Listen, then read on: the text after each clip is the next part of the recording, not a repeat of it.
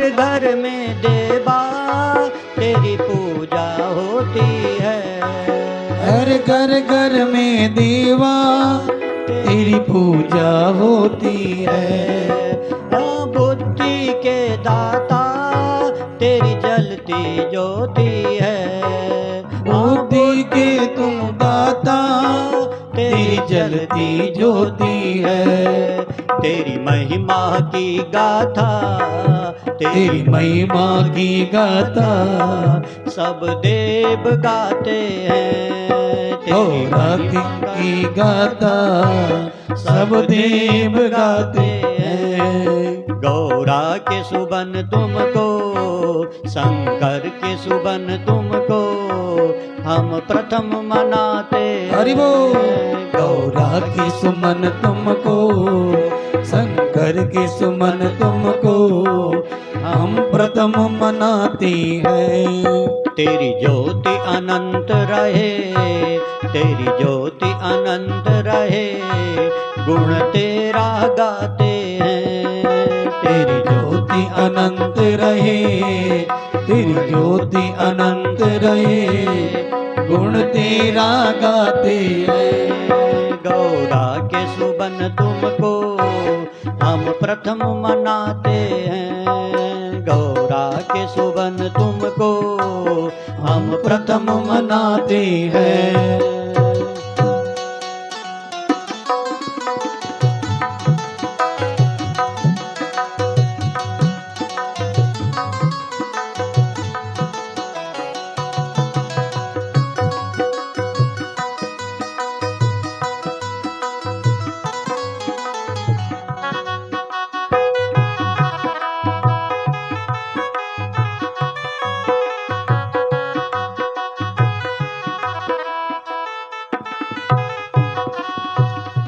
गणपति तुमने नैया भव पार लगाई है। गणपति तूने नैया भव पार लगाई है। मेरी बिगड़ी बना दो प्रभु लाखों की बनाई है। मेरी बिगड़ी बना दो प्रभु लाखों की बनाई है। तेरी महिमा भारी है, तेरी महिमा भारी है। तुम्हें शीश नवाते हैं। तेरी महिमा भारी है, तुम शीश नवाते हैं। गौरा की सुमन तुमको हम प्रथम मनाते हैं। गौरा की सुमन तुमको हम प्रथम मनाते हैं।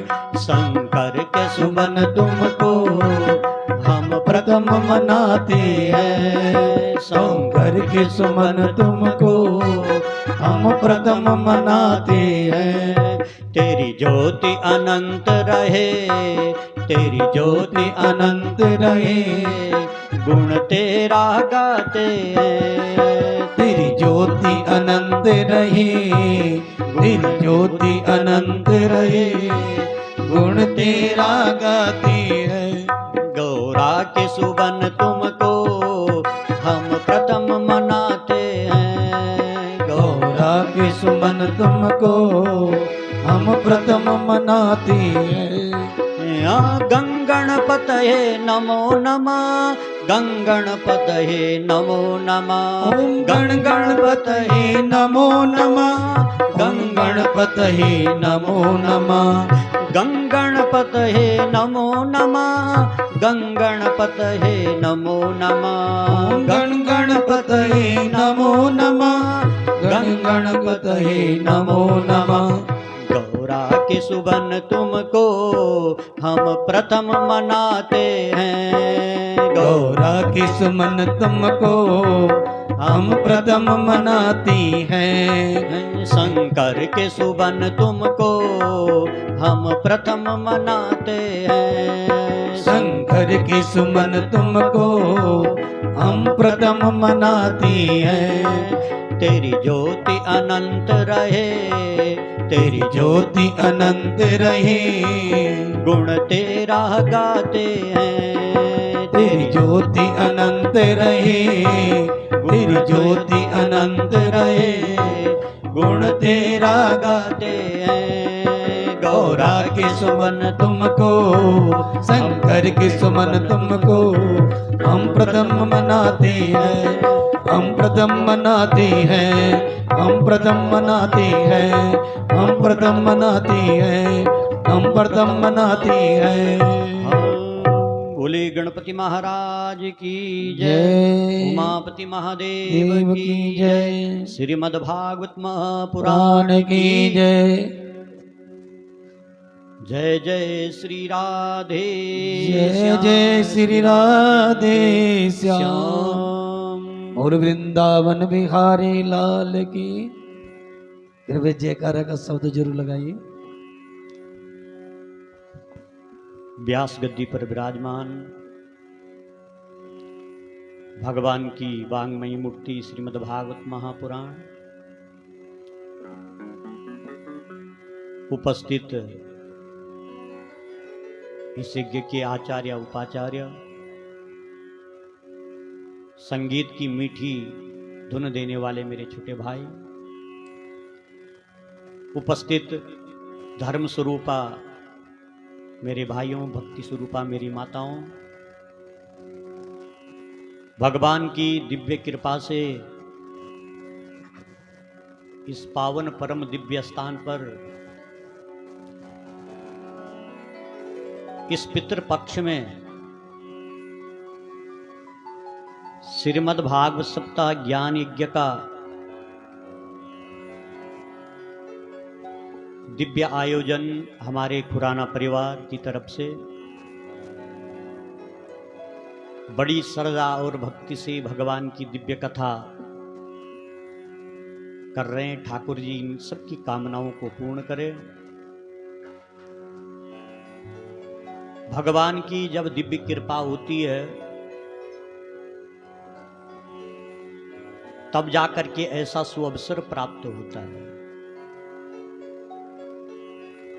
जब तक ठाकुर जी की कृपा न हो ऐसा सुअवसर प्राप्त नहीं होता है। हम सब बड़े भाग्यशाली हैं, भगवान की दिव्य कथा का हम सब श्रवण कर रहे हैं।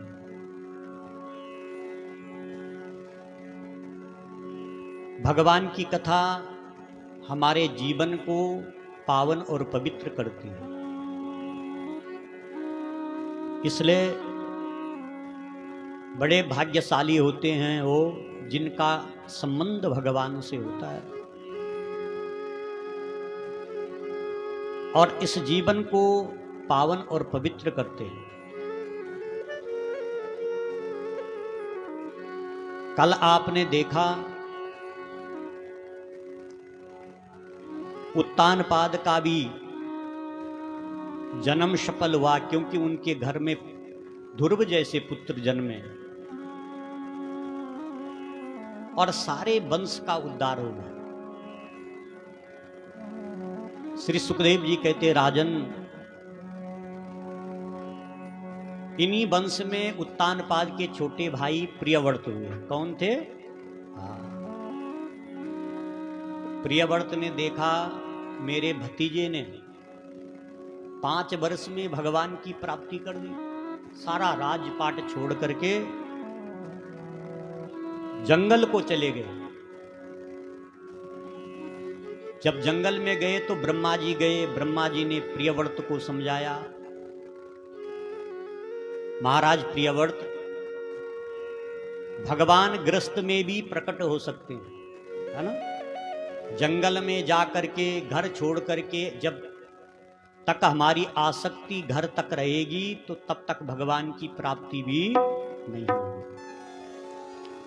इसलिए ब्रह्मा जी ने कहा जाओ राज्य करो। प्रियव्रत जो है देखो अपने राज्य में आए और महाराज राज्य किया। प्रियव्रत ने देखो अपने रथ से इस संसार में, इस धरती पर जो है 7 बार रथ की परिक्रमा की। समझ रहे? तो ये पृथ्वी जो है 7 द्वीपों में बट गई। कितने द्वीपों में बट गई? 7 द्वीपों में। प्रियव्रत ने देखा रात होंगे सोएंगे, है ना, इसलिए रात ना हो, केवल दिन ही दिन हो। तो ब्रह्मा जी ने समझाया। ब्रह्मा जी ने कहा प्रियव्रत, भगवान ने जो नियम बनाए उनके विरुद्ध में नहीं चलना चाहिए। रात भी भगवान ने बनाई, दिन भी बनाया। प्रियव्रत को जब समझाया तो प्रियव्रत ने सब कुछ जो 7 द्वीप हुए थे इस पृथ्वी के ना, अपने 7 पुत्रों को एक एक द्वीप दे दे और अपने आप जंगल में जाकर की भगवान की भक्ति करते हुए अपने जीवन को पावन करवा।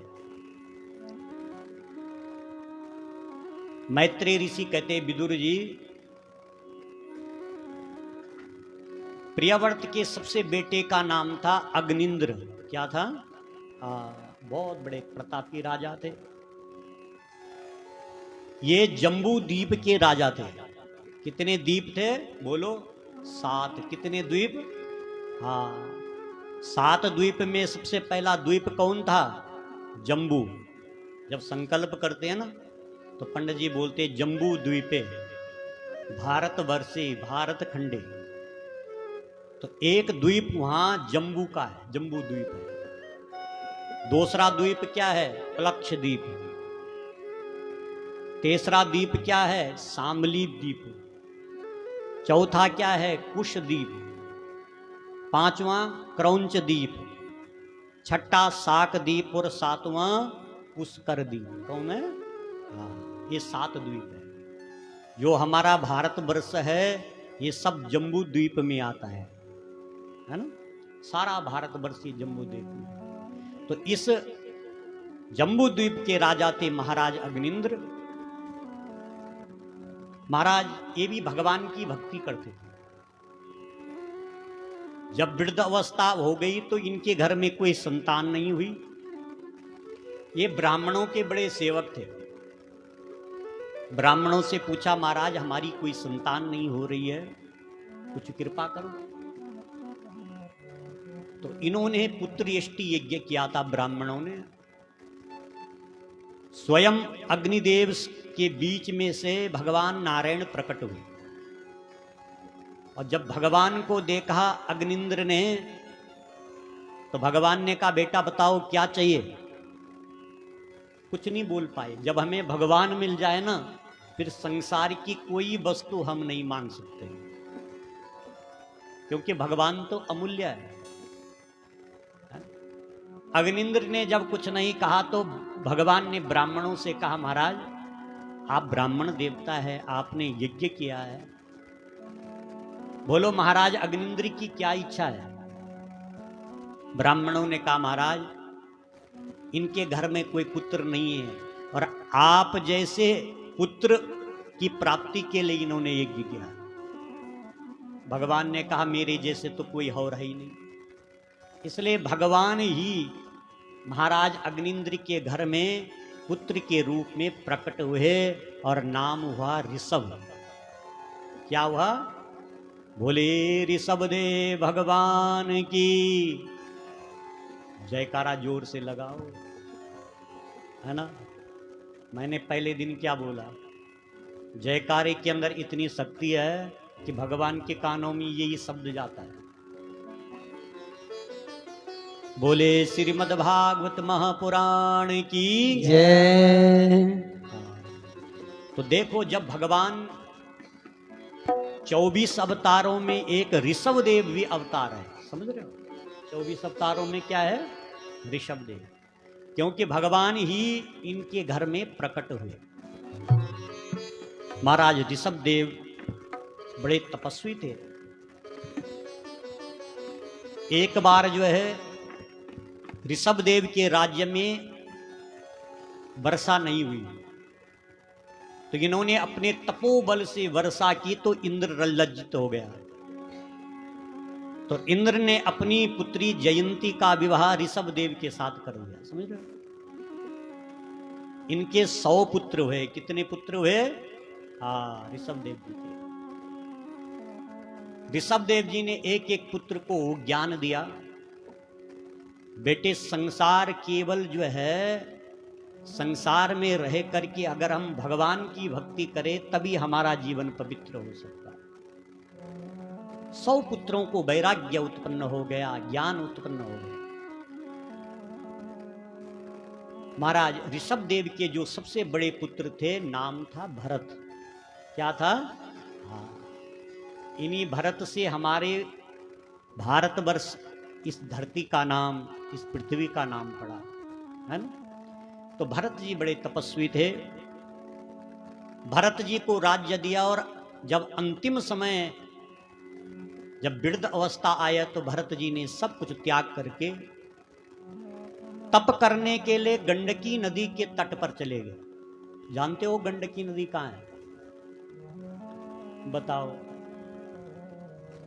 ये नेपाल में बहती है और गंडकी नदी, इनके बीच में से शालिग्राम भगवान निकलते हैं, समझे? हाँ, ये वृंदा के श्राप से जो है पत्थर बने थे। और आज भी गंडकी नदी, उनको नारायणी नदी भी कहते हैं। क्या कहते हैं? हाँ, नारायणी नदी। तो इस नारायणी नदी के तट पर भरत जी तपस्या कर रहे थे। महाराज एक दिन की बात है, एक गर्भवती स्त्री, एक गर्भवती हिरनी जल पीने के लिए जैसे उस नदी के तट पर आई ना, तो जैसे जल पी रही थी तो एक शेर ने जो है ना दहाड़ मारी। हिरनी डर गई। हिरनी ने सोचा कि कहीं ये शेर मुझे खा ना ले, और उस नदी से छलांग मार रही थी। तो क्या हो गया, उसका बच्चा तो इस पार गिर गया और अपने आप दूसरे पार जा करके अपना शरीर त्याग दिया। समझ रहे हो? ये कौन देख रहा था बोलो? भरत जी वहां पर तपस्या कर रहे थे और भरत जी ने देखा भगवान की कैसी लीला है। अभी अभी इस बालक ने जन्म नहीं लिया और मां चली गई। कौन इसका लालन करेगा, कौन इसका पालन करेगा? भरत जी ने अपना धर्म निभाया, है ना। हमारा धर्म क्या है? हम कब किसकी सेवा में लग जाएं, बस। दूसरे की सेवा करना ही धर्म का प्रथम लक्षण है। भरत जी ने देखा मैं कितना तप करूं लेकिन मेरे सामने ये बालक, इसका पालन कौन करेगा? तुरंत भरत जी अपनी तपस्या से खड़े उठे और उस हिरनी के बालक को लेकर के उसको नहलाया। एक छोटी सी कुटिया बनाई, उस कुटिया में ले आए, दूध की व्यवस्था बनाई, है? उसको ऐसे पालने लग गए जैसे मां पुत्र को पालती है। देखो धीरे धीरे वो बच्चा बड़ा हुआ। अब भरत जी का मन देखो भगवान की भक्ति में नहीं लगता था, समझ। भरत जी सोचने लगे अगर कहीं मैं तप में बैठ गया और ये छोटा सा बालक मेरी कुटिया से बाहर आ गया, कोई जानवर इसको खा ले, फिर मेरी सेवा तो बेकार। जहां 3-3 घंटे 5-5 घंटे भरत जी तप करते थे, केवल अब 1 घंटा भी तप नहीं होता। धीरे धीरे वो बालक बड़ा हुआ और एक दिन भरत जी तपस्या कर रहे थे तो कुटिया से छलांग मारी और जंगल की ओर चले गया, क्योंकि वो जानवर था, है ना। जब जंगल की तरफ चले गए तो भरत जी का मन, क्योंकि भरत जी की आसक्ति उस हिरण के बच्चे के पीछे लग गई थी। हमारी आसक्ति जहां होती है ना, वही हमारा जन्म होता है, वही हमारा मन भागता है ना। सारी जंगल में भरत जी ने ढूंढा लेकिन वो बालक नहीं मिला, वो हिरण का बच्चा नहीं मिला, और उनके प्रेम में अपना शरीर त्याग दिया। बोले श्रीमद् भागवत महापुराण की जय। अब देखो हमारे शास्त्र कहते अंते या गति सामति, जैसी मति होती है अंते या मति सागति, अंतिम समय जैसी हमारी बुद्धि होती है वैसा जन्म मिलता है। अंतिम समय किस चीज की बुद्धि थी? हिरण के बच्चे की। उसी के पीछे भागे, उसी के पीछे शरीर त्यागा। तो दूसरा जन्म क्या मिल गया? हिरण का। क्या मिल गया? हाँ। लेकिन भरत जी ने तप किया था। उस हिरण योनि में भी सारा ज्ञान था कि मैंने जो है एक हिरण के बच्चे के मोह में अपना शरीर त्यागा, तब हिरण योनि मिली।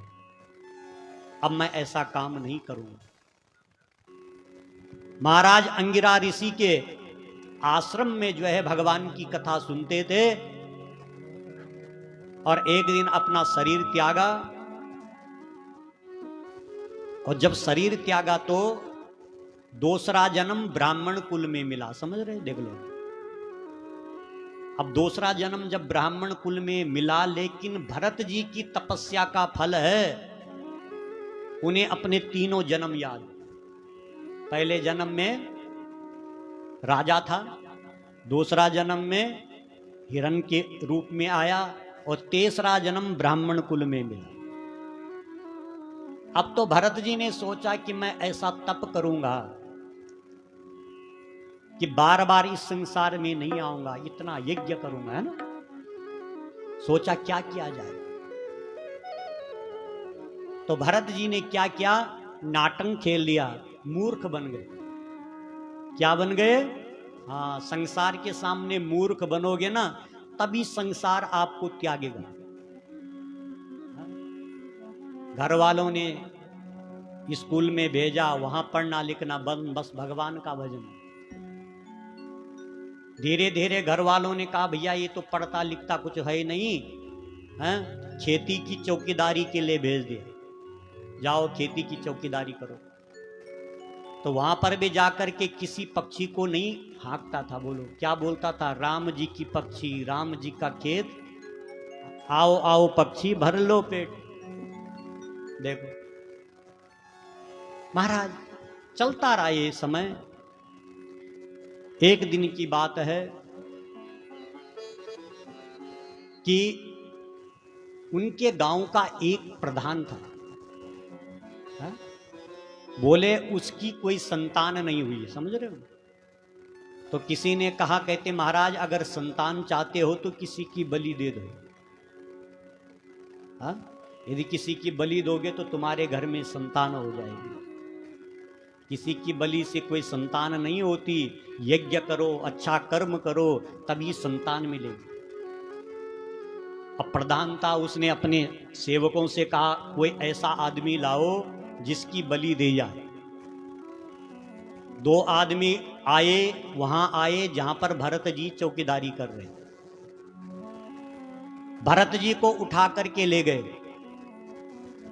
और जब भरत जी को उठा करके ले गए तो महाराज भरत जी को जैसे उठा करके ले गए तो देखा महाराज ये बहुत बड़ा मोटा ताजा है, इसकी बलि देने से मां प्रसन्न हो जाएगी। तो भरत जी को काली माता के मंदिर में ले गए। समझ रहे हो? काली माता मंदिर में जाकर के उसको नए कपड़े पहनाए, स्नान करवाया।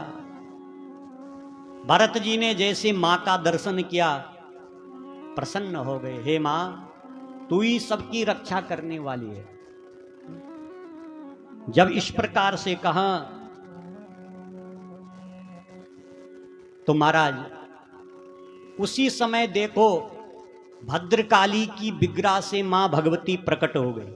जैसे बलि दे रहे थे ना, हाथ में तलवार थी, और जैसे बलि दे रहे थे तो उसी समय भद्रकाली स्वयं मां प्रकट हो गई और जो बलि देने वाला था ना, तलवार उठाई और उसी की बलि दे दी। भरत जी बहुत प्रसन्न हुए। भरत जी ने कहा मां, क्योंकि मां तो ऐसी होती है, वो सदैव अपने बच्चों की रक्षा करती है। कुपुत्रो जायेता क्वचिदपि कुमाता न भवति। पुत्र कुपुत्र हो सकता है पर मां कुमां नहीं होती है। इसलिए मां की बड़ी दिव्य कृपा होती है। जीवन के अंदर जब दुख आता है ना, तो हम सबसे पहले कौन शब्द पुकारते हैं? बोलो, मां पुकारते। कौन सा शब्द पुकारते हैं? मां पुकारते हैं। इसलिए मां की दिव्य कृपा होती है, हैं? तो आइए हम भी मां के चरणों में चले। जयकारा शेरवाली दा बोल सांचे दरबार की जय। तो आइए मन से मां को, जैसे भरत जी ने पुकारा वैसे हम भी मां को पुकारें। ये गानी गलदी गानी, ये गानी गलदी गानी, तेरी माया किसने न जानी। माँ गुफा बिच रहन वाली, माँ गुफा बिच रहन वाली, माँ गुफा बिच रहन वाली, माँ गुफा बिच रहन वाली।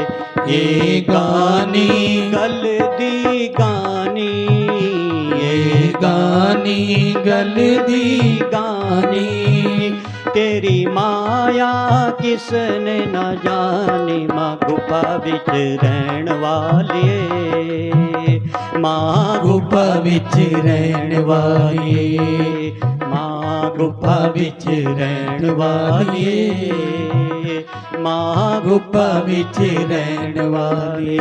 ये गानी गलदी गानी, ये गानी गलदी गानी, ताली सेवा। माया किसी ने जानी, गुफा बिच रहने वाली, माँ गुफा बिच रहने वाली, माँ गुफा बिच रहन वाली, माँ गुफा बिच रहन वाली। ताली सेवा जरूर।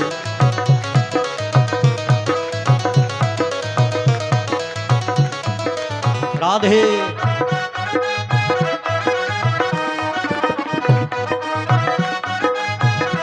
ताली सेवा और मां की मूर्ति अपने मन में धारण करो।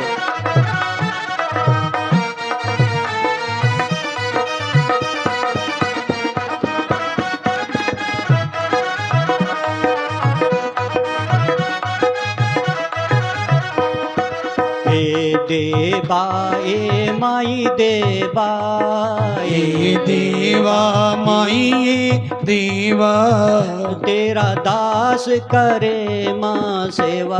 पहाड़ा बिच रहने वाली, मां पहाड़ा बिच रहन वाली, मां पहाड़ा बिच रहने वाली, मां पहाड़ा बिच रहने वाली।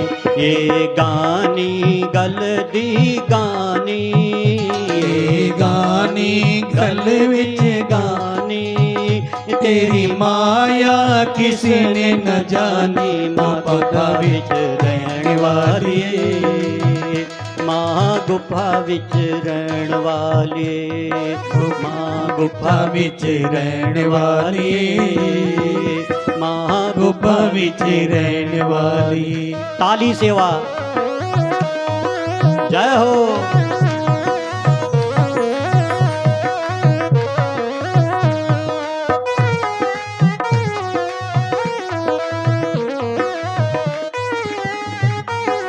राधे।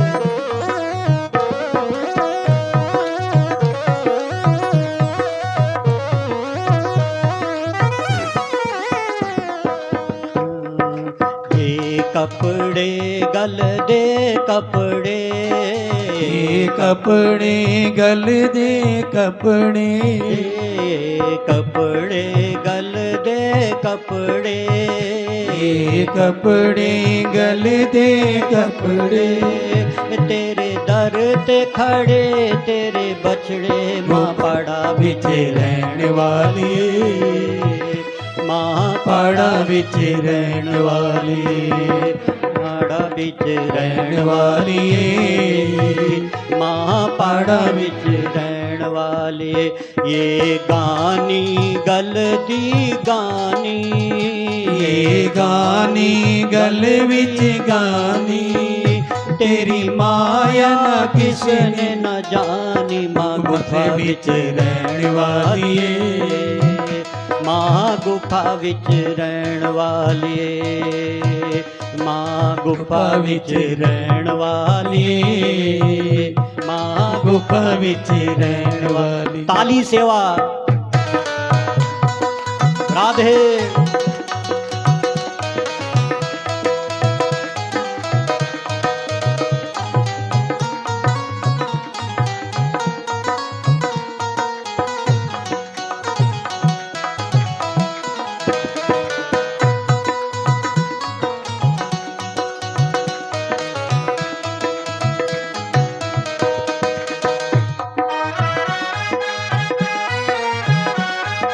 जय हो।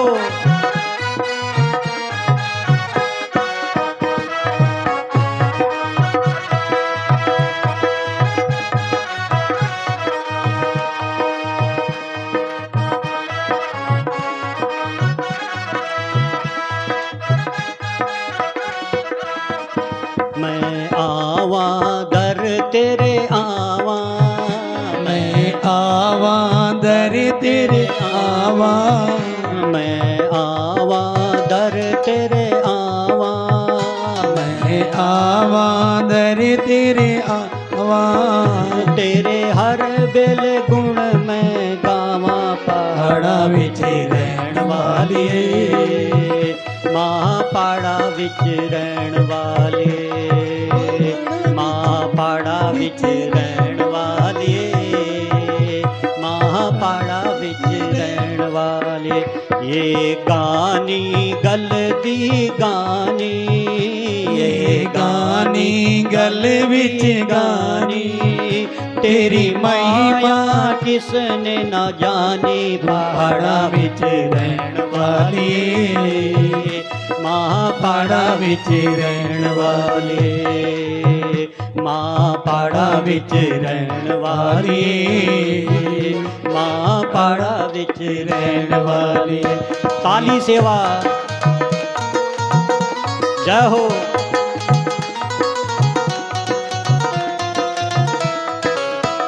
राधे। हाथ खड़े करते हुए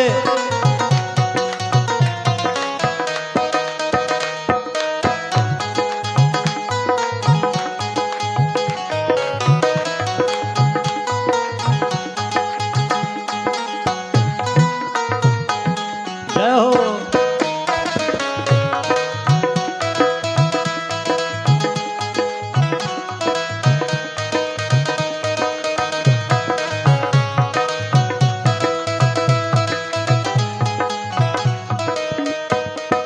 तेरी न्यारी लीला न्यारी, तेरी न्यारी लीला न्यारी, तेरी न्यारी लीला न्यारी, तेरी न्यारी दीला न्यारी। बग्गे शेर ते करे मसवारे। पहाड़ा विच रहण वालिए, महापाड़ा विच रहण वालिए, पहाड़ा विच रहण वालिए, महापाड़ा विच रहण वालिए। ये गानी गल दी गानी, ये गानी गल विच गानी, तेरी माया किसने न जानी। माँ गुफा विच रहण वाली, माँ गुफा विच रहण वाली, पहाड़ा विच रहण वालिए, माँ पहाड़ा विच रहण। ताली सेवा करते हुए राधे।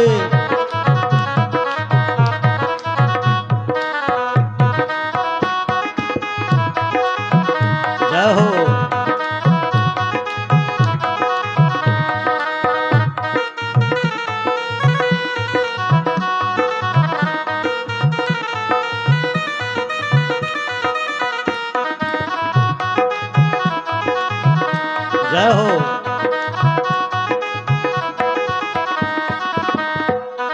सूरज चंदा तारे, सूरज चंदा तारे, सूरज चंदा तारे, ये सूरज चंदा तारे, तेरे दर हरि तो बोल। जांदे वारे पहाड़ा विच रहन वाली, माँ पहाड़ा विच रहन वाली, हाँ पहाड़ा विच रहन वाली, माँ पहाड़ा विच रहन वाली, ये गानी गल दी गानी, ये गानी गल विच गानी, ये तेरी माया ना किसी ने न जानी, पहाड़ा विच रहन वाली, माँ गुफा विच रहन वाली। हाथ खड़े करते हुए जरा, पाड़ा बिच रहन वाली, हरि बोल।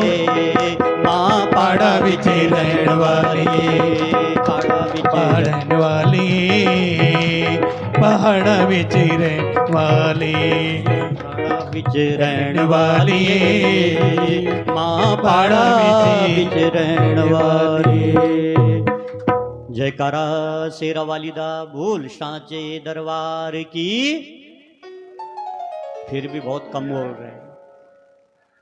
अब तो हम खुराना साहब से बोलेंगे भाई इनके लिए थोड़ा नाश्ता भी तैयार रखो, तभी आवाज आएगी, है ना। जयकारा शेरा वालिदा दरबार की तो माँ का ध्यान, ये जयकारे तो मंत्र है ना। तुरंत भगवान के चरणों में, भगवान के कानों में जाते हैं। तो देखिए भरत जी महाराज का कुछ नहीं हुआ। जो भगवान का भक्त होता है ना, भगवान कभी उसका बाल बांका करने नहीं देते, बोलो, उसकी रक्षा करते। इसलिए जीवन में विश्वास करो तो भगवान से, है ना। संसार से विश्वास हट जाए कोई बात नहीं, लेकिन भगवान पर अटल विश्वास हो, फिर हमारा कल्याण हो सकता है ना। भरत जी महाराज का विश्वास भगवान पर था, इसलिए आज मां ने भरत जी की रक्षा की। भरत जी पुनः अपने खेत में आए। मैत्रेय ऋषि कहते हैं कि हे ऋषिवर, भरत जी जब अपने खेत में आए तो एक बार की बात है कि एक सौवीर सिंधु के राजा थे, राजा रहुगण। बोले ये राजा रहुगण जो है अपने गुरु के आश्रम में शिक्षा लेने के लिए जा रहे थे, समझ रहे हो। जीवन के अंदर जितना हो सके भगवान के दरबार में पैदल जाओ, अहमता लेकर के मत जाओ, अकड़ता से मत जाओ, है ना। इस राजा ने जो है एक पालकी बनाई, समझ रहे हो, और पालकी के ऊपर स्वयं सवार होकर के कपिल ऋषि के आश्रम में ज्ञान लेने के लिए जा रहे थे। तो महाराज जब रास्ते में जा रहे थे तो एक पालकी ढोलने वाला ना, उसकी तबीयत खराब हो गई। तो राजा ने कहा भाई एक कोई पकड़ो। तो खेत में बैठा था कौन? भरत। बोलो कौन बैठे थे? जड़ भरत। कौन बैठे थे? हाँ। कहते महाराज बड़ा मोटा ताजा है। उसी समय राजा रहुगण ने कहा, कहते उसको पकड़ करके ले आओ। तो जो है जो पालकी ढोने वाले हैं ना, वो गए, कहते महाराज आपको राजा रहुगण बुला रहे हैं। भरत जी चल पड़े, समझ गए। जब भरत जी चल पड़े तो देखो उन्होंने कहा भाई राजा की आज्ञा है कि तुम्हें जो है इस पालकी को ढोना है। लग गए भरत जी आगे। आगे भरत जी लग गए, पीछे से दूसरे लग गए, समझ रहे हो। अब भरत जी देख करके चल रहे थे कहीं कोई कीड़े मकोड़े मेरे पैर के नीचे ना आ जाए, इसलिए कहीं कहीं पर उछल करके चल रहे थे। तो जैसे उछलते थे तो वैसे राजा का सिर जो है पालकी पे लग जाता। राजा ने पालकी से बाहर देखा, राजा ने कहा भाई बड़ा मोटा ताजा है, ऐसा तो है ही नहीं कि ये दुबला पतला है ना, लेकिन इतना मोटा है, इतना ताजा है, क्या इसको चलना नहीं आता है? तो राजा ने एक जो है तंस कसा। राजा ने कहा भैया जो तुमने ये पकड़ करके लाया बड़ा दुबला पतला है बेचारा, पता नहीं कितने दिनों से खाना नहीं खाया। समझ? राजा रहुगण ने जब कहा तो भरत जी पर, जड़ भरत जी पर कोई प्रभाव नहीं पड़ा, और जब दूसरी बार उछल करके निकला तो फिर राजा का सिर लग गया। राजा को क्रोध आ गया। राजा ने कहा ए मूर्ख, तुझे पता नहीं कि मैं राजा हूं, तुझे इतनी सजा दूंगा कि सारा जीवन भूल जाएगा। है? आज जड़ भरत बोल पड़े। जड़ भरत क्यों बोले थे? इसलिए बोले थे कि ये गुरु के आश्रम में शिक्षा लेने के लिए जा रहा है। तो तब बोला जड़ भरत। जड़ भरत ने कहा राजन तुम मेरे शरीर को सजा दे सकते हैं, मेरी आत्मा को सजा नहीं दे सकते, क्योंकि आत्मा तो अजर अमर है। नैनम छिदन्ति शास्त्राणि नैनम दहति पावका न चैनम क्लियन्त्यापो न शोषयति मारुता। राजन ये जो आत्मा है ना, इसको कोई तलवार काट नहीं सकती, कोई अग्नि जला नहीं सकती, ये तो शाश्वत है। जैसे परमात्मा है ऐसे जीवात्मा भी शाश्वत है। शरीर का क्या पता, शरीर तो एक न एक दिन जल जाए। राजा रहुगण ने देखा इतना बड़ा ज्ञानी, पालकी से अपना सिर बाहर रखा तो देखा जो मोटा ताजा आदमी था उसकी बड़ी चोटी थी, ये ज्यों बबीत धारण करके रखा था। तुरंत कहा भाई रोक दो। राजा रहुगण ने कहा महाराज आप कौन है? वेशभूषा से तो ऐसे लगते कि आप कोई ब्राह्मण हैं। जनेऊ पहरा हुआ है, चोटी रखी हुई है, इसलिए ऐसा लगता है कि आप कोई ब्राह्मण हैं। महाराज मैं किसी से नहीं डरता, मुझे केवल डर लगती है तो ब्राह्मण कुल से लगती है बस, और किसी से मैं नहीं डरता।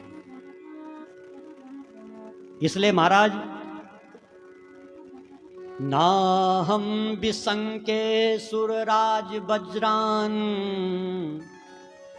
न त्र्यक्ष शूलान न यमस्य दंडात। महाराज राजा रहुगण ने कहा देखो ना मैं कहते सुरराज वज्रान, माने सुर मने देवता, देवताओं का राजा कौन है? इंद्र। इंद्र के वज्र से भी कहते मैं नहीं डरता। बोले न त्र्यक्ष शूलान, ना भगवान शंकर के त्रिशूल से डरता हूं। समझ रहे? लेकिन मुझे तो डर लगती है कहीं ब्राह्मण कुल का अपमान नहीं हो, क्योंकि ब्राह्मण का अगर अपमान हो गया तो एक नहीं सारा कुल समाप्त होता है। महाराज बताओ आप कौन हैं? तब जाकर के भरत जी ने कहा हे राजन जिस प्रकार से तुम राजा हो ना, वैसे मैं भी एक राजा था। हा? मैंने मृग का संग किया, मृग योनि में गया, फिर मृग बना, और भगवान की कृपा से अब मैं ब्राह्मण कुल में आया हूं। मैंने देखा मैं कभी किसी के लिए कुछ ना बोलूं, किसी का मन ना दुखाऊं, जितना हो सके मेरे द्वारा अच्छा कर्म हो, सत्कर्म हो। महाराज राजा रहुगण की भेंट हुई, और देखो राजा रहुगण जड़ भरत जी महाराज से ज्ञान लेकर के पुनः अपने राज्य को चले गए।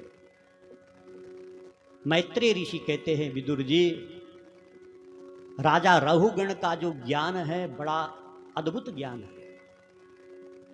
भगवान की जब कृपा हो जाती है तो न जाने कहां से ज्ञान बरस जाता है ना? जब तक ठाकुर जी की कृपा नहीं हुई, प्रभु की कृपा नहीं हुई, तब तक ज्ञान प्राप्त नहीं हो सकता है। इसी प्रकार से राजा रहुगण ने कहा, मैत्री ऋषि ने कहा, विदुर जी देखो 14 भुवन हैं यहां, 7 भुवन ऊपर और 7 भुवन नीचे हैं, और ये क्या है? मृत्यु लोक है। क्या है? हाँ, बोले जब हम अच्छा कर्म करते हैं उन 7 भुवनों के पास हम चले जाते हैं, और जब पाप करते हैं तो नीचे भी 7 भुवन है, वहां जाना पड़ता है। विदुर जी ने कहा, प्रभु कोई इन पापों का प्रायश्चित है? बोले केवल भगवान का प्रायश्चित केवल एक ही है, भगवान का भजन करना, भगवान की भक्ति करना। जब भगवान की भक्ति हम करते हैं तो हमारा जीवन पवित्र होता है। भूगोल और खगोल का वर्णन है, नक्षत्र तारों का वर्णन, 7 लोक ऊपर के 7 लोक नीचे का वर्णन, और यहीं पर 5म स्कंद को विराम 6ठे स्कंद में हम प्रवेश करते हैं। मैत्री ऋषि कहते, विदुर जी भगवान को पाने का केवल एक ही सहजता है कि मन के अंदर भाव हो। हर प्राणी से पाप होते ही रहते हैं, कोई ऐसा नहीं जो पाप से बच जाए। बोलो, चलते फिरते उठते बैठते हैं ना, हर समय पाप होते हैं। बोले उस पाप का क्या प्रायश्चित है कि हमारा मन जब भगवान के चरणों में लगता है, भगवान की भक्ति करते हैं, तो सारे पाप समाप्त हो जाते हैं। सकृन्मना कृष्ण पदार विंदयो निर्वेशितम तद्गुण रागियेरिह न ते यमं पास मृतश्च तद्भटान् स्वप्नेऽपि पश्यन्ति हि जीर्ण निष्कृताः। बोले सकृन्मना कृष्ण पदार विंदयो, जिनके भगवान के चरणों से प्रेम हो जाता है उसके समस्त पाप ऐसे कट जाते हैं जैसे रुई के ढेर में कोई अग्नि की चिनकारी चले जाए ना, तो सारी रुई का ढेर भस्म हो जाता है। देखो जीवन में जितने भी पाप किए हैं उन पापों का प्रायश्चित है भगवान के चरणों में रति हो। भगवान के चरणों में जब हमारी रति होता है, प्रेम होता है, तो सारे पाप समाप्त हो जाते हैं, है ना। जिह्वा पे भगवान का नाम हो, हृदय में भगवान का स्मरण हो, तो सारे पाप समाप्त हो जाते हैं। मैत्री ऋषि ने कहा, विदुर जी ने कहा, प्रभु कोई उदाहरण हो तो तब अजामिलोपाख्यान आता है। समझ रहे हो? सुनी आपने अजामिल की कथा? किस किस ने सुनी? आपने सुनी? आपने तो पूरी भागवत पढ़ी है, मतलब देख ले, सुनिए, मन से सुनिए। भगवान की कथा अगर मन से सुनोगी तभी हृदय में उतरेगी। तो जो अजामिल था ना, कि कन्याकुब्ज तुजा कश्चित दासी पतिर अजामिला नाम्न नष्ट सदाचारो दास्य संसर्ग दूषिता। बोले जो ये अजामिल था ना, एक कन्नौज का रहने वाला था और ब्राह्मण था, है ना। बोले एक बार ये समिधा लेने के लिए जंगल में गया। जंगल में किसी को प्रेम में रक्त दे करके इसने सारा घर छोड़ करके उसी बणिक के साथ वो चले गए, सारा घर त्याग करके। देख लो, कहाँ ब्राह्मण कुल में जन्म लिया था, भगवान का भजन करने वाला था, लेकिन अत्याचार और कुचार में पड़ गया। समझ गए? देखो, अपना घर त्याग दिया और जब दूसरे घर में गया तो इसकी कहती 10 संतान हुई। कितनी हुई? जब 10वां संतान होने वाली थी, देखा, जब 10वां संतान होने वाली थी ना, तो एक बार जो है इस अजामिल के घर में संत चले गए। संतों ने कहा, बेटी आज तुम्हारे घर में हमने भोजन करना है।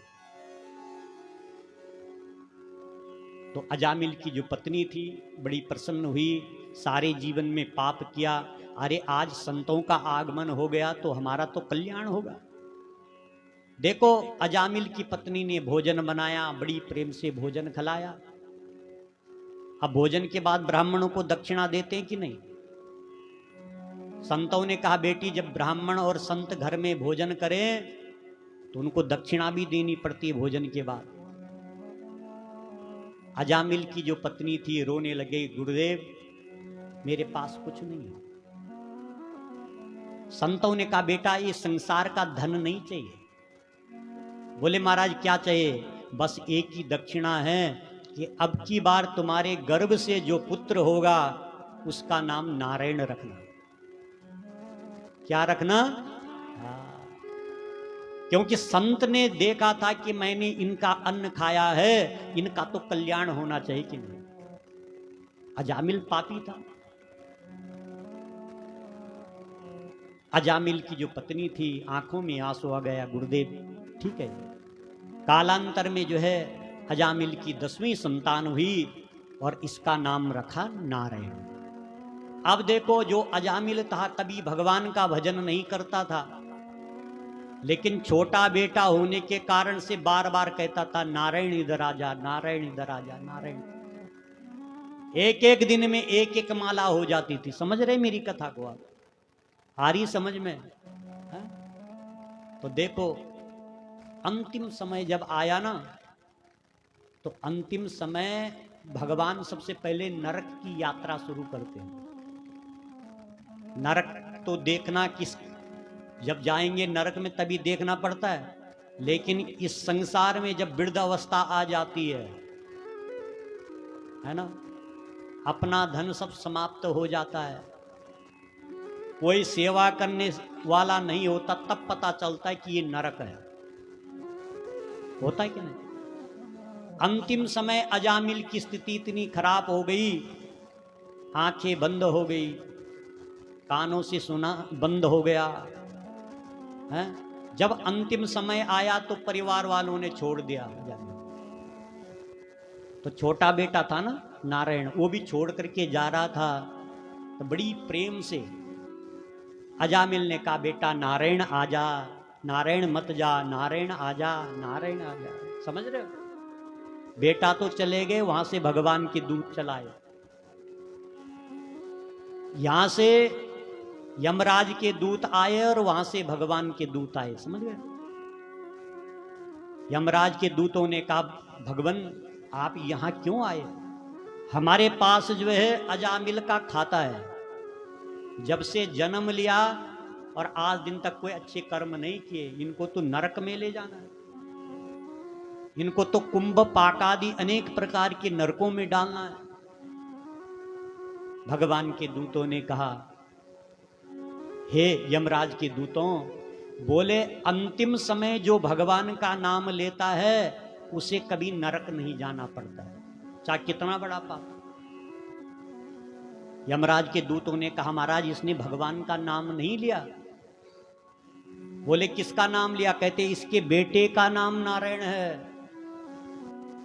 भगवान के दूतों ने कहा, इसके बेटे का नाम तो अब पड़ा, भगवान का नाम तो पहले से है। भगवान का नाम क्या है? पहले से है। और देखो यमराज के दूतों को भगा दिया और अजामिल की हैं, अजामिल ने देखा कि मैंने अनायास ही बेटे का नाम लेकर के मेरा उद्धार हो गया। देखो मेरे घर परिवार सब भग गए।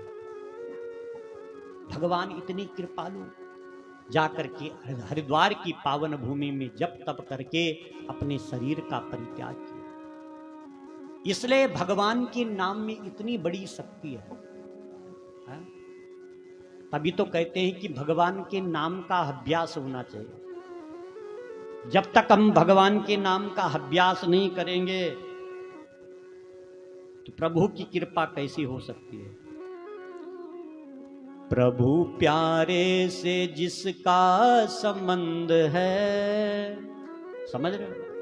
प्रभु प्यारे से जिसका संबंध है, उसको हरदम आनंद ही आनंद है। प्रभु प्यारे से जिसका संबंध है, उसको हरदम आनंद है। प्रभु प्यारे से जिसका संबंध है, प्रभु प्यारे प्यारे से जिसका संबंध है, उसको हरदम आनंद ही आनंद है। उसको हरदम आनंद ही आनंद है। प्रभु प्यारे से जिसका संबंध है, प्रभु प्यारे से जिसका संबंध है, उसको हरदम आनंद ही आनंद है। उसको हरदम आनंद ही आनंद है। ताली सेवा करते रहो।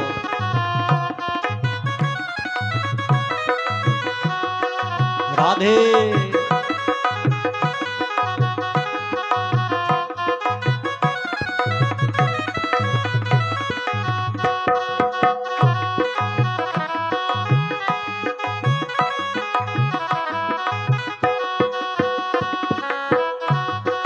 ताली मीठी मीठी बजती रहे।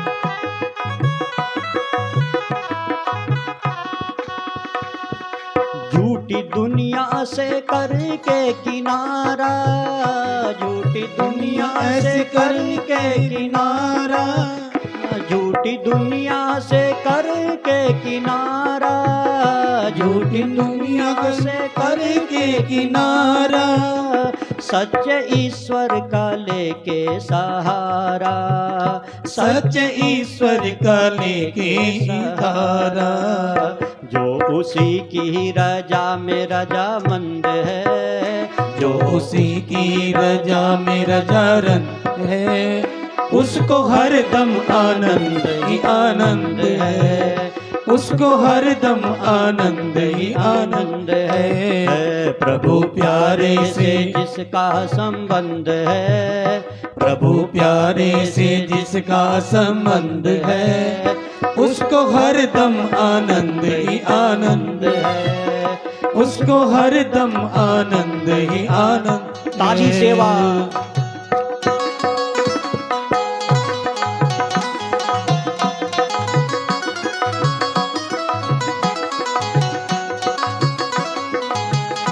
जय हो।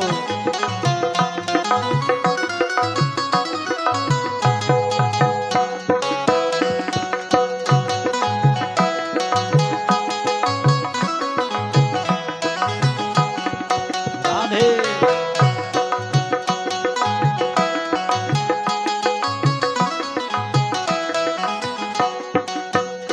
निंदा चुगली ना किसकी सुहाए, निंदा चुगली ना किसकी सुहाई, निंदा चुगली ना किसकी सुहाए, निंदा चुगली किसी का सुहाए। बुरी संगत की रंगत ना आए, बुरी संगत की रंगत न आई। निंदा चुगली ना किसकी सुहाए, अरे वो निंदा चुगली ना किसकी सुहाई, बुरी संगत से रंगत ना आए, बुरी संगत से रंगत न आई। फिर क्या है?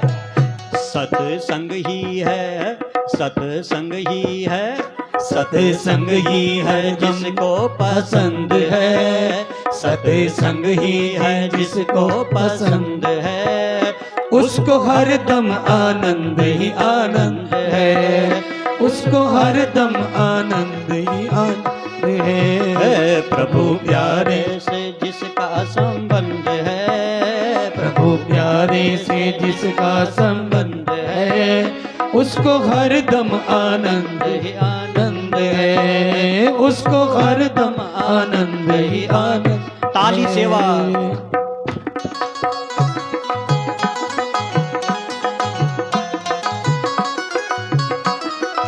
जय हो।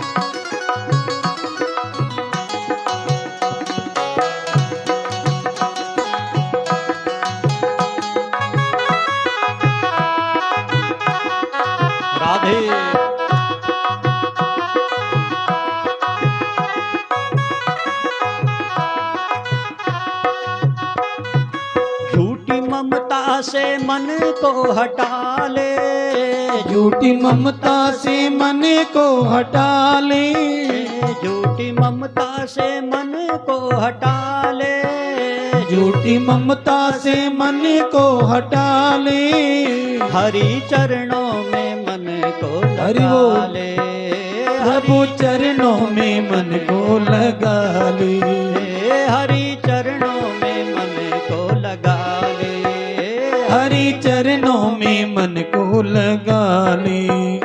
ऐसा मानव ही, ऐसा मानव भी, ऐसा मानव ही मुझको पसंद है, ऐसा मानव ही मुझको पसंद है, उसको हरदम आनंद ही आनंद है, उसको हरदम आनंद ही आनंद है। प्रभु प्यारे से जिसका संबंध है, प्रभु प्यारे से जिसका संबंध है, उसको हरदम आनंद ही आनंद है, उसको हरदम आनंद ही आनंद है, उसको हरदम आनंद ही आनंद है, उसको हरदम आनंद ही आनंद है, उसको हरदम आनंद ही आनंद है। बोली श्रीमद् भागवत महापुराण पुराण की जय, आज के आनंद की जय। तो प्रभु प्यारे से जिसका संबंध है, भगवान से जिसका संबंध होता है,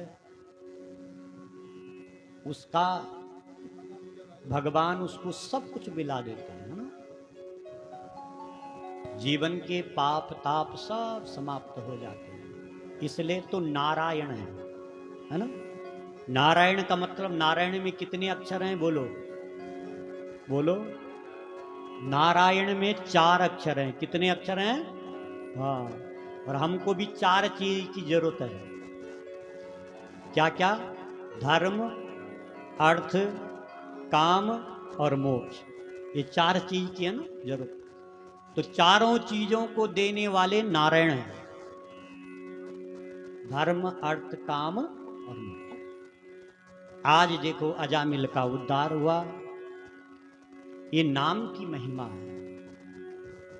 आज भगवान का नाम चाहे कैसे भी लो, आपको पता भी नहीं है कि भगवान का नाम होता ही क्या, तब भी भगवान क्या है, कल्याण करते।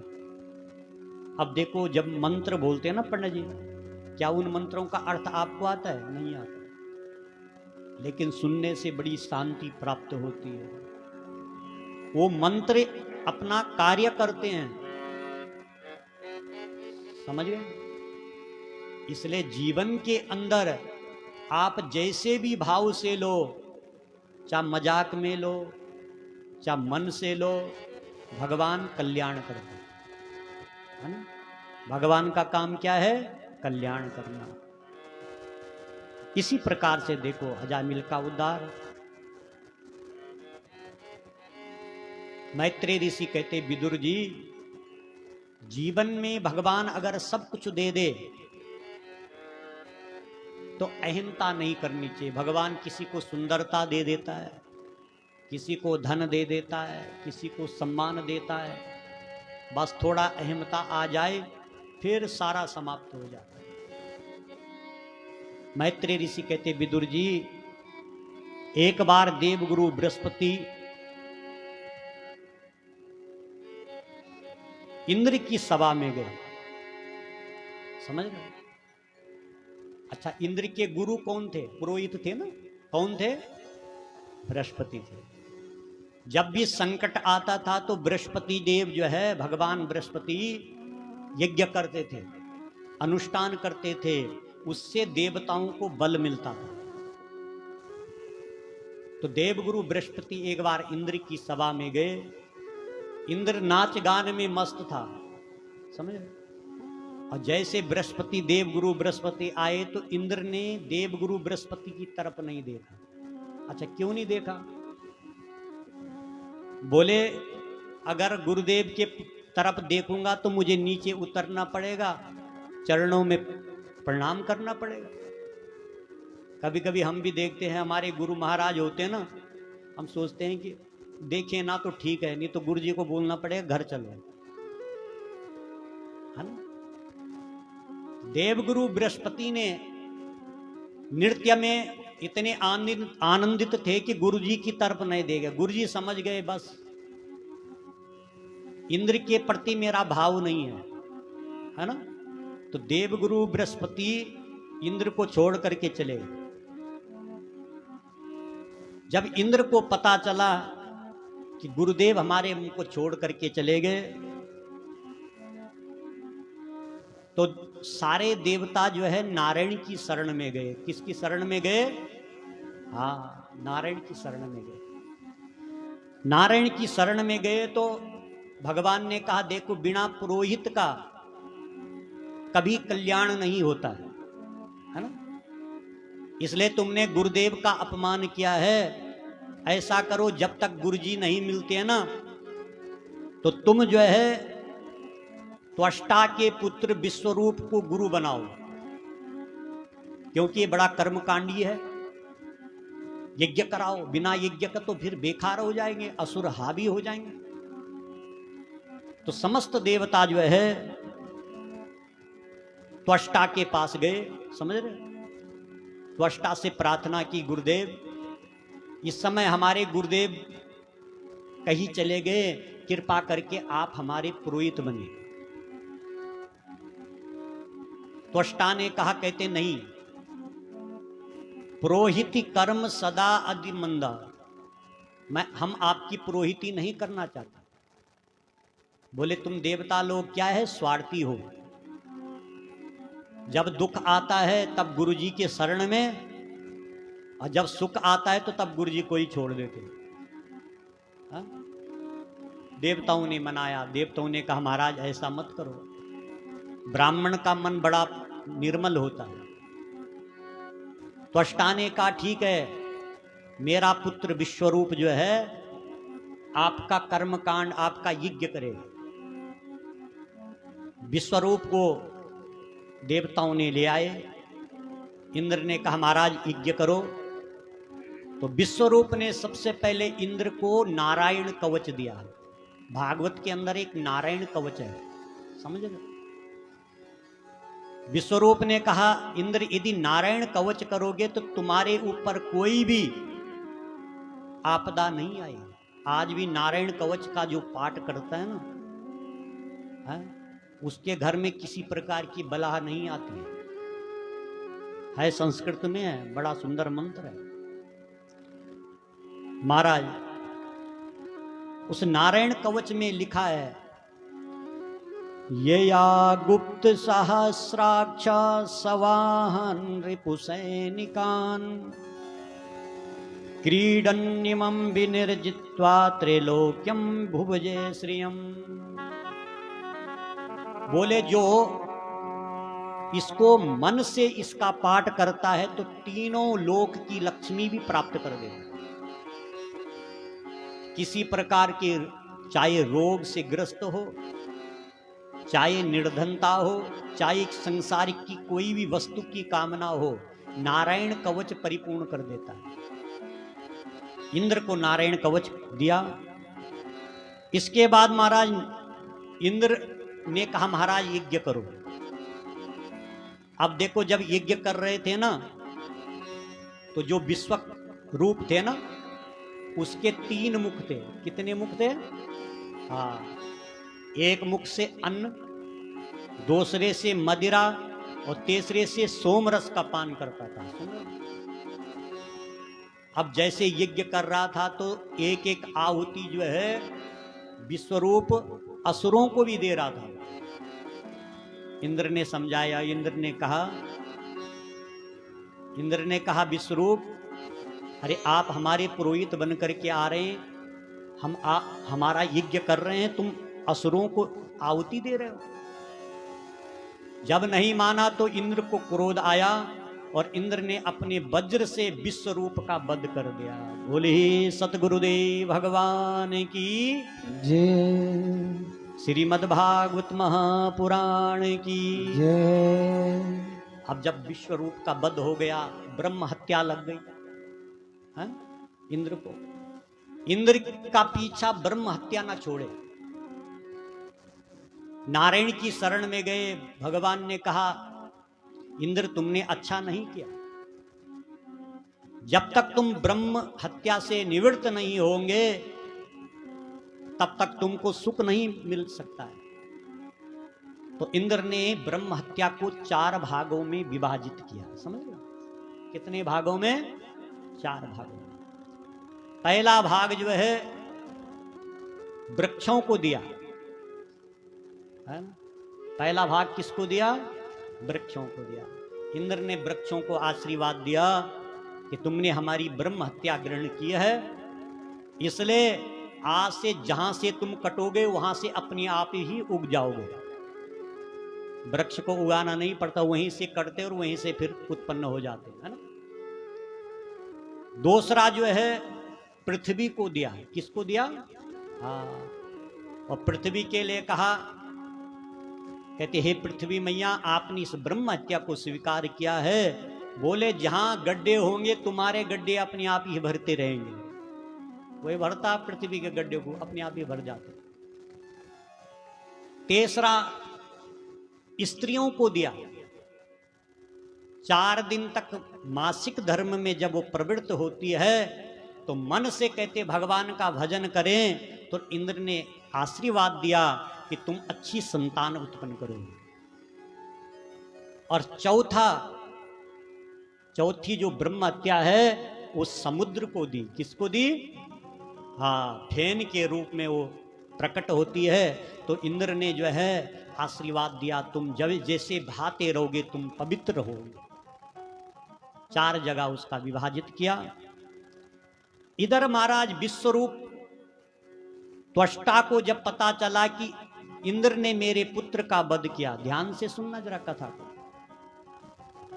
तो त्वष्टा क्रोधित हो गए और त्वष्टा ने एक यज्ञ किया और उस यज्ञ से एक असुर उत्पन्न हुआ।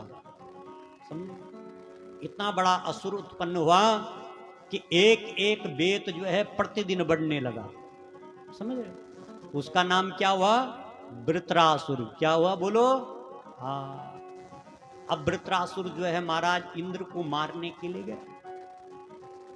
इंद्र ने देखा अब क्या किया जाए। इंद्र नारायण की शरण में गए।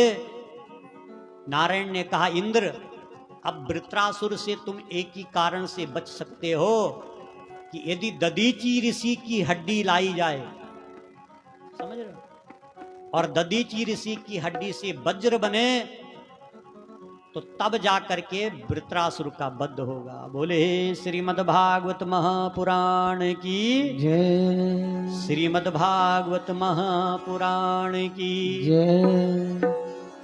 महाराज देखो इंद्र जो है कैसे जाएं किसके पास? दधीचि ऋषि के पास। दधीचि ऋषि जैसे धर्मात्मा, समझ रहे हो। एक बार की बात है कि दधीचि ऋषि जो है देवताओं के जो वैद्य थे अश्विनी कुमार, समझ रहे हो, तो दधीचि ऋषि अश्विनी कुमार के पास आए और उन्होंने कहा जो ये विद्या है इस विद्या को हमें सुना दो, सिखा दो। इंद्र ने सिखाने नहीं दिया था, समझ रहे हो। इंद्र ने कहा अश्विनी कुमारों के लिए यदि तुमने ये विद्या सिखा दी तो हम तुम्हारा वध करेंगे। तो दधीचि ऋषि ने कहा अश्विनी कुमारों को आप चिंता मत करो, आप मेरे पे घोड़े का मुख लगा दो और मुझे ये विद्या सिखा दो। और वो विद्या सीख ली थी। इंद्र इसी कारण से लज्जित होकर के दधीचि ऋषि के पास नहीं जा रहे थे। उन्होंने कहा मैंने तो काम ही खराब कर रखा पहले, है ना। कोई आदमी जब किसी के साथ लड़ाई झगड़ा कर दे और कभी आफत आ जाए तो उसके पास कैसे जाएगा पहले बताओ, है? फिर भी इंद्र लज्जित होकर के दधीचि ऋषि के पास गए। सब देवताओं को साथ में ले जा करके सब देवताओं ने दधीचि ऋषि के चरणों में प्रणाम किया। महात्मन आप बड़े परोपकारी हैं। बोले संसार की भलाई के लिए आप अपना शरीर हमें दान कर दो। कोई करता है अपना शरीर दान? बोलो, है? कोई करता है? कोई नहीं करता है। शरीर सबको प्रिय है अपना अपना, अगर चींटी भी है ना वो अपना शरीर नहीं दे सकती। हर आदमी को अपना शरीर प्रिय लगता है।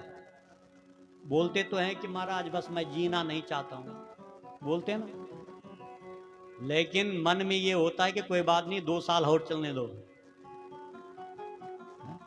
इसलिए जीवन के अंदर कोई मरना नहीं चाहता। जब देवताओं ने दधीचि ऋषि से कहा महाराज आप अपनी शरीर मुझे दान कर दो, तो दधीचि ऋषि ने कहा भैया ये शरीर कोई दान करने की वस्तु है?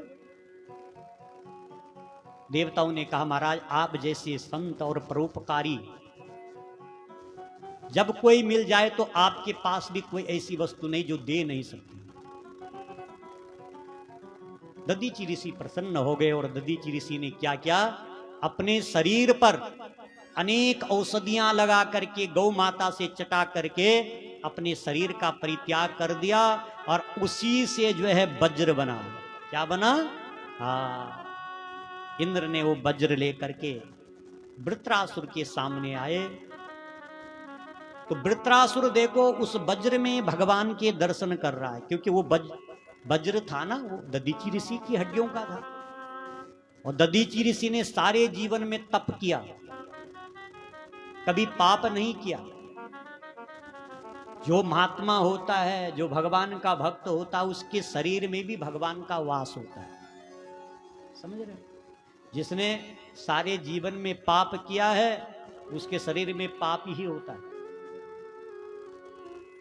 महाराज जैसे वज्र लेकर के जो है इंद्र दौड़ा तो तुरंत जो है वृत्रासुर ने भगवान के दर्शन किए। 3 श्लोकों में वृत्रासुर ने भगवान की स्तुति की और कहा अहम हरे तब पादे कमूलम दासानुदासो भविता स्म भूया मन स्मरत्ता शुभतेर्गुणास्ते गृहीत्वा कर्म करो तुकाया। अहम हरे तब पादे कमूलम, हे प्रभु हम आपके चरणों को प्राप्त नहीं हो सकते क्योंकि हम असुर योनि में हैं, लेकिन आपके दासों के चरणों की रज भी अगर हमें प्राप्त हो जाए तो हमारा कल्याण है। जीवन के अंदर भगवान के दर्शन तो अति दुर्लभ है ना, लेकिन भगवान के भक्तों का दर्शन भी अगर हो जाता है तो तब भी जीव का कल्याण हो जाता है। होता है कि नहीं? बड़ी सुंदर स्तुति जो है वृत्रासुर ने की और इंद्र ने वृत्रासुर का वध किया। बोले सत गुरुदेव भगवान की जय। श्रीमद्भागवत महापुराण की जय। मैत्रेय ऋषि ने कहा गुरुदेव ये वृत्रासुर पूर्व जन्म में कौन था, है? जो इतना तपस्वी भगवान का परम भक्त है ना? तो तब जाकर के मैत्रेय ऋषि ने कहा कि हे विदुर जी ये पूर्व जन्म के अंदर जो है चित्रकेतु नाम का राजा था। कौन था? हाँ, बोले चित्रकेतु नाम के राजा होते हुए इसकी कहती 1000 रानी थी। कितनी थी? हाँ, कोई किसी की भी संतान नहीं। एक बार जो है इनके राज्य में जो है अंगिरा ऋषि और नारद जी आए, तो ये राजा अंगिरा ऋषि के चरणों में गिरे, कहा महाराज कुछ ऐसी कृपा करो कि मेरे घर में संतान हो जाए। बोले 1000 रानी है और किसी की भी संतान नहीं। अंगिरा ऋषि ने कहा राजन तुम्हारे भाग्य में कोई पुत्र नहीं, छोड़ो पुत्रों का सुख, अपना ही जीवन पवित्र करो। नहीं माना, कहते महाराज एक पुत्र तो होना चाहिए। अंगिरा ऋषि ने कहा कहते तुम्हारा एक पुत्र होगा लेकिन अल्प आयु वाला होगा। समझ? कुछ दिनों बाद देखा तो बड़ी रानी का पुत्र हो गया। सारी रानियों ने देखा अब तो राजा इसी से प्रेम करेंगे। और देखो समय का चक्र कितना बड़ा है, उन्हीं रानियों ने विष निकाल करके उस बालक को दे दिया और उसी को मार दिया। है?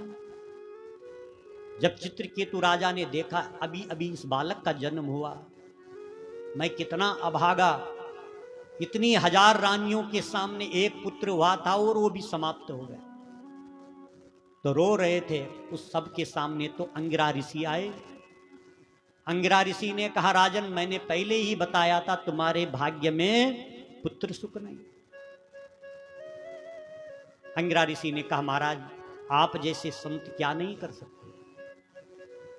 चरणों में गिरे। अंगिरा ऋषि ने नारद जी के लिए कहा, जाओ इसकी आत्मा को लेकर के आओ। समझ रहे? जब इसकी आत्मा को लेकर के आए और जैसे उसके अंदर जीवात्मा डाली तो बालक खड़ा होकर के बैठ गया। हाँ? बोलने लग गए, महाराज। उसी समय जो चित्रकेतु था तुरंत गले लगा दिया, बेटा देखो संतों की कृपा हो गई, आज तुमको जीवन दान मिल गया। हाँ?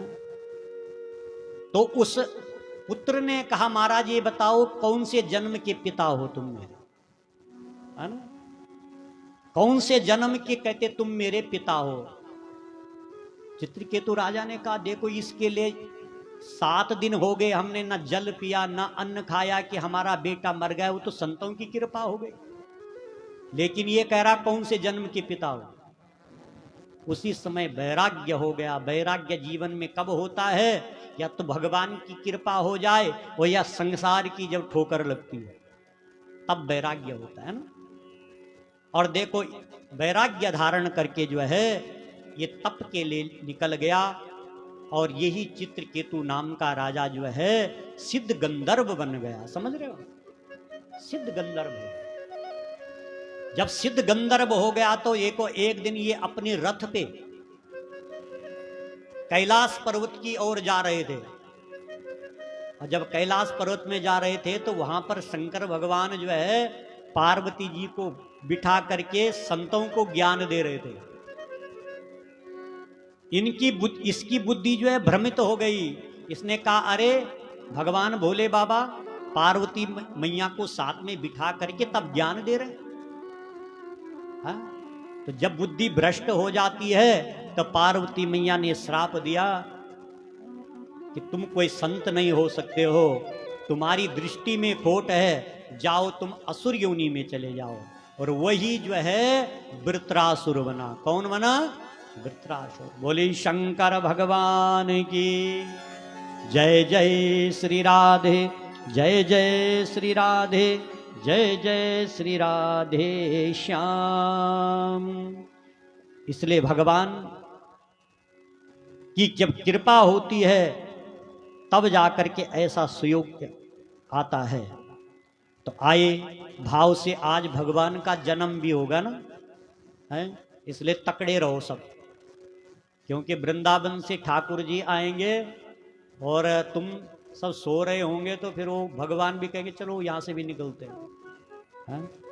तो आए सभी बोलेंगे, मेरे घर आना सवरिया, मेरे घर आना सवरिया, तुझे जाने ना दूंगी। मेरे घर आना सवरिया, तुझे जाने न दूंगी।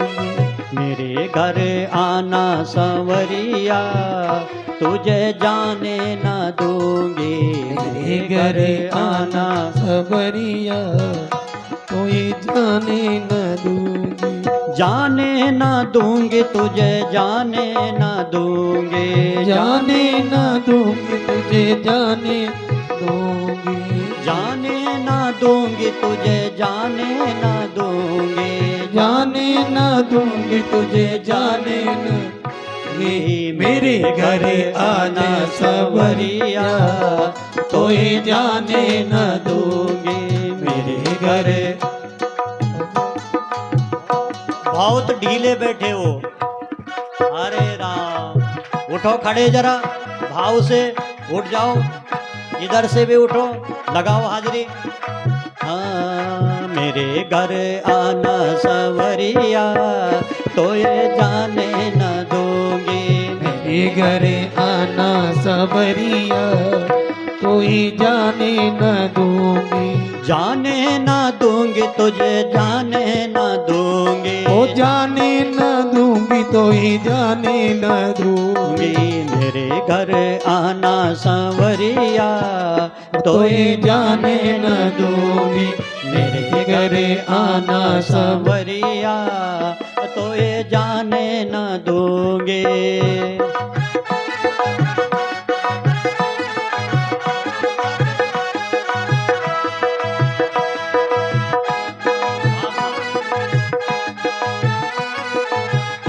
जय हो।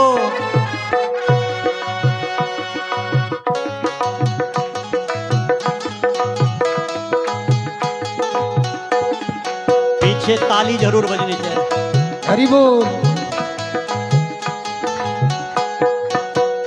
मेरे घर आओगे तो माखन खिलाऊंगी, मेरे घर आओगे माखन खिलाऊंगी, मेरे घर आओगे तो माखन खिलाऊंगी, ओ मेरे घर आओगे तो माखन खिलाऊंगी, माखन खिलाऊं तो ये मिश्री खिलाऊंगी, अरे माखन खिलाऊंगी तो ये मिश्री खिलाऊंगी, माखन खिलाऊं तो ये मिश्री खिलाऊंगी, माखन खिलाऊं तो ये मिश्री खिलाऊंगी, बजाने को हरि बोल। दूंगी मुरलिया, तो ही जाने न दूंगी, बजाने को दूंगी मुरलिया, तो ही जाने न दूंगी, मेरे घर आओ सवरिया, तो ही जाने न दूंगी, मेरे घर आओ सवरिया, तो ये जाने न दूंगी। जय हो।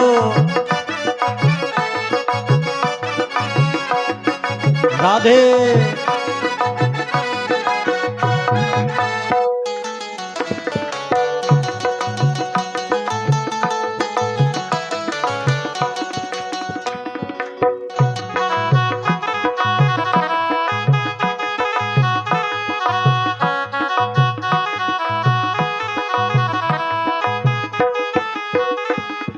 मेरे घर आओगे तो नैनों में बसाऊंगी, ओ मेरे घर आओगे तो नैनों में बसाऊंगी, मेरे घर आओगे तो नैनों में बसाऊंगी, ओ मेरे घर आओगे तो नैनों बसाऊंगी, नैनों में बसाऊं तो ये आंखों में बसाऊंगी, ओ नैनों में बसाऊंगी तो ये आंखों में बसाऊंगी, नैनों में बसाऊं तो ये आंखों में बसाऊंगी, ओ नैनों में बसाऊं तो ये आंखों में बसाऊंगी, बंद कर हरि लूंगी बोल। पुतरिया, ओ तो ही जाने न दूंगी, मेरे घर आओ सवरिया, तो ही जाने न दूंगी, मेरे घर आना सांवरिया, तो ये जाने न दूंगी, मेरे घर आओ सवरिया, तो ही जाने न दूंगी, जाने न दूंगी तो ये जाने न दूंगी, जाने न दूंगी तो ये जाने न दूंगी, जाने न दूंगी तो ये जाने न दूंगी, ओ जाने न दूंगी तो ये जाने न दूंगी, मेरे घर आना सांवरिया, हरि बोल। तो ये जाने न दूंगी, मेरे घर आओ सवरिया, तो ये जाने न जय हो। दूंगी। राधे।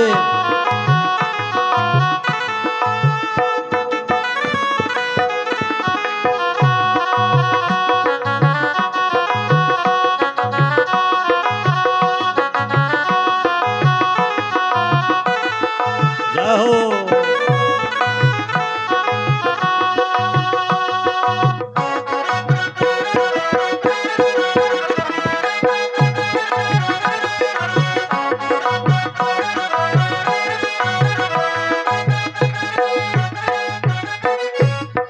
मेरे घर आना तो लुक छुप के आना, मेरे घर आओ तो लुक छुप आना, मेरे घर आना आना तो लुक छुप के आना, मेरे घरे आना तो लुक छुप के आना, लुक छुप के आना श्याम चोरी चोरी आना, अरे लुक छुप के आना श्याम चोरी चोरी आना, लुक छुप के आना श्याम चोरी चोरी आना, लुक छुप के आना श्याम चोरी चोरी आना, लागे ना तो ही नजरिया, जरिया वो तो ही जाने न दूंगी, लागे न तोरे नजरिया तो ही जाने न दूंगी, मेरे घरे आना संवरिया तो ही जाने न दूंगी, मेरे घरे आना संवरिया तो ही जाने न दूंगी, जाने ना दूंगी तो ये जाने ना दूंगी, ओ जाने न दूंगी तोरे जाने न दूंगी, जाने ना दूंगी तो ये जाने ना दूंगी, जाने न दूंगी तो ये जाने ना दूंगी, दूंगी, मेरे घर आना संवरिया तो ये जाने न दूंगी, मेरे घरे आना सवरिया तो ये जाने न दूंगी। ताली सेवा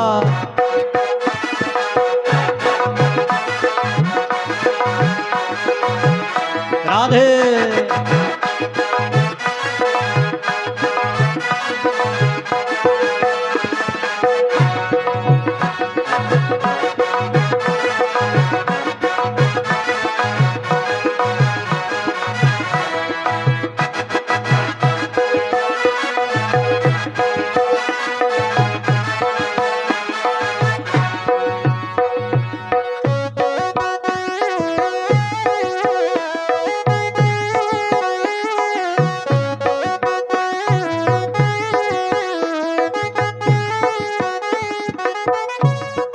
मेरे घर आओगे तो सखियों को बुलाऊंगी, और मेरे घरे आओगे तो बुलाऊंगी, मेरे घर आओगे तो सखियों को बुलाऊंगी, ओ मेरे घरे आओगे तो सखियां बुलाऊंगी, सखियों बुलाऊंगी मैं सखियां बुलाऊंगी, ओ सखियां बुलाऊंगी मैं सखियां बुलाऊंगी, सखियां बुलाऊंगी मैं राधा को बुलाऊंगी, सखियां बुलाऊंगी मैं राधा को बुलाऊंगी, रास रचेगा संवरिया ओ तो ही जाने न दूंगी, रास रह जाएगा संवरिया ओ तो ही जाने न दूंगी, मेरी घरे आओ सवरिया तो ही जाने न दूंगी, मेरे घरे आओ सवरिया तो ही जाने न दूंगी, जाने ना दूंगी तो ये जाने ना दूंगी, ओ जाने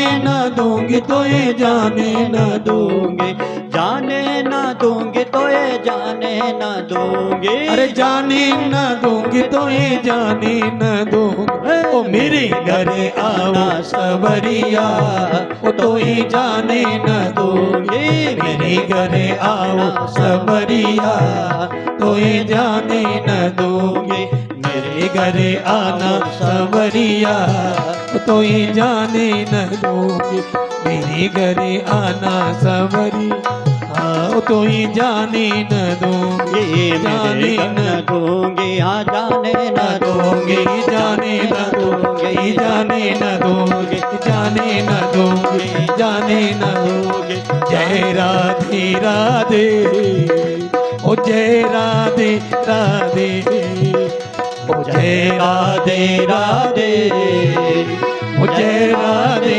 राधे ओ जय राधे राधे जय राधे राधे जय राधे राधे जय राधे राधे जय राधे राधे ओ जय राधे राधे ओ जय श्यामा श्यामा ओ जय श्यामा श्यामा जय राधे राधे ओ जय राधे राधे ओ जय श्यामा श्यामा ओ जय श्यामा श्यामा ओ जय श्यामा श्यामा जय श्यामा ओ जय श्यामा श्यामा, जय श्यामा श्यामा, ओ जय राधे राधे, ओ जय राधे राधे, ओ जय राधे राधे, ओ जय राधे राधे। और वृंदावन बिहारी लाल की जय, राधा सरकार की। आज के आनंद की। तो आए षष्ठम स्कंद को यहां पर ही विराम। सप्तम स्कंद प्रारंभ होता है। देखो आज भगवान का भी जन्म होगा ना, है? अभी दसम स्कंद तक जाना है। तो सातवें स्कंद में हिरण्यकश्यपु की कथा है। क्योंकि हिरण्याक्ष का वध पहले हो गया था।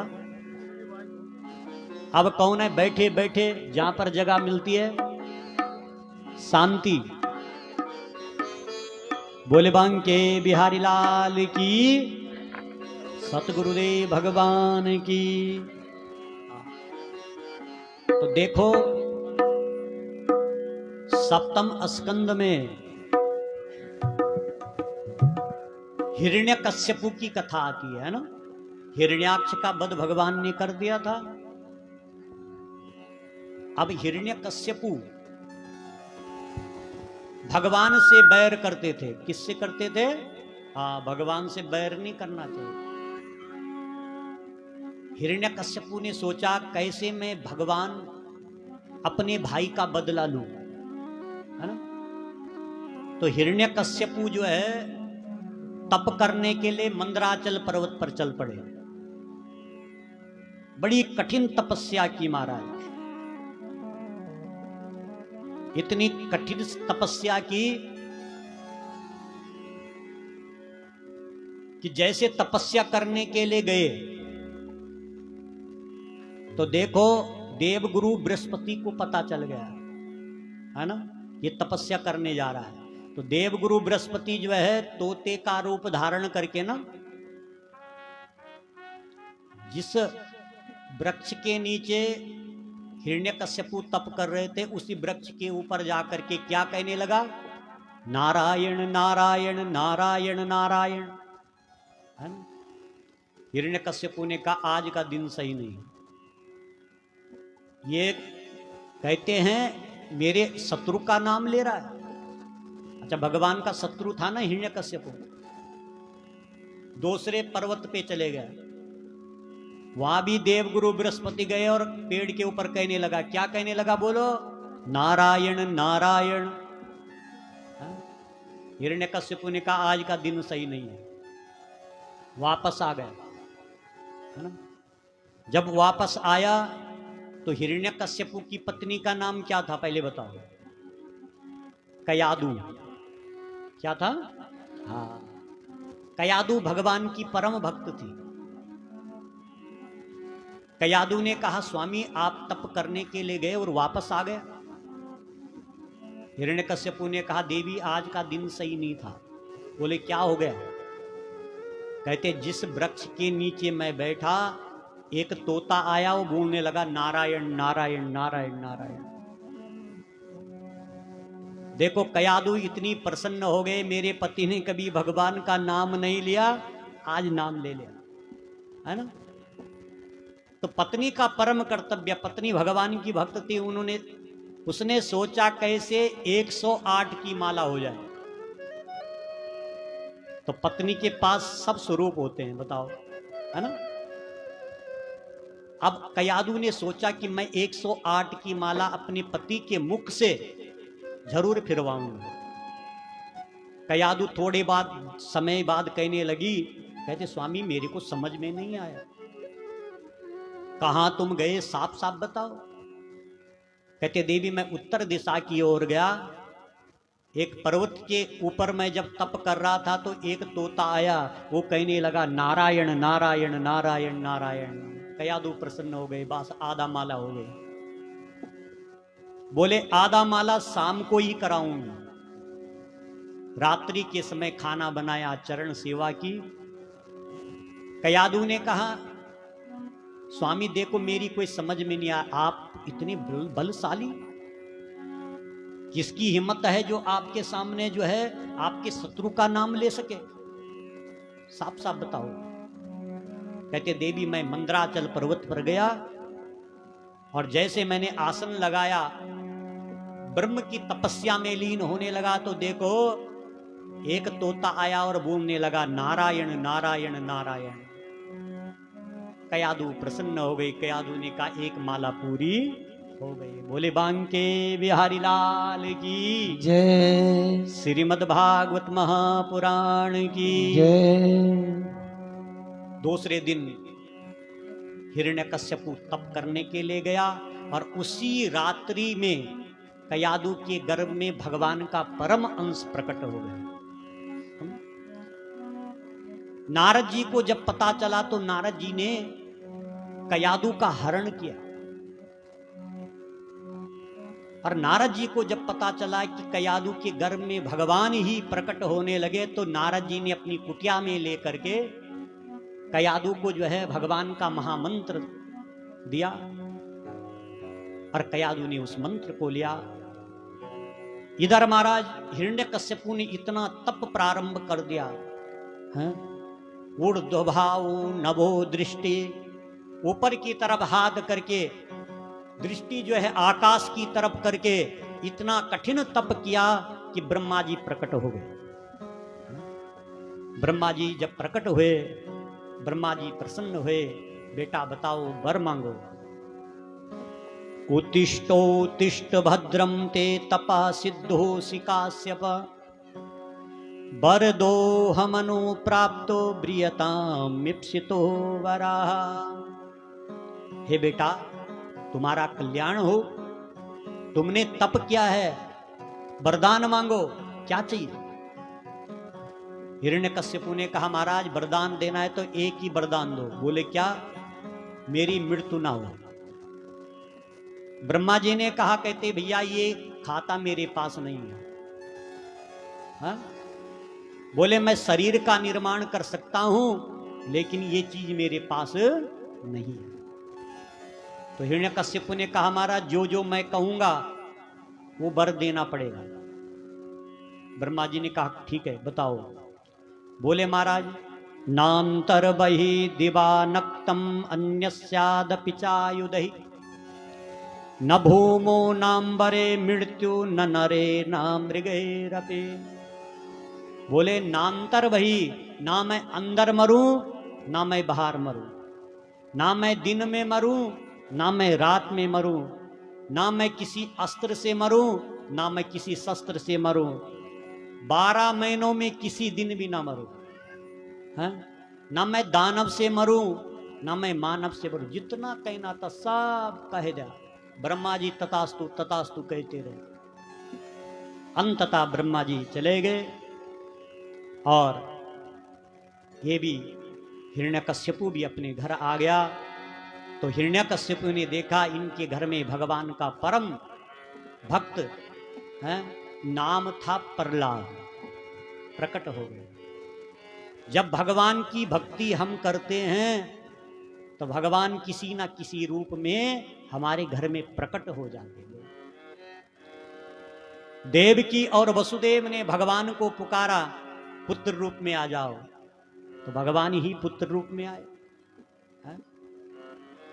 दशरथ जी और कौशल्या ने भगवान को पुकारा तो पुत्र रूप में आए।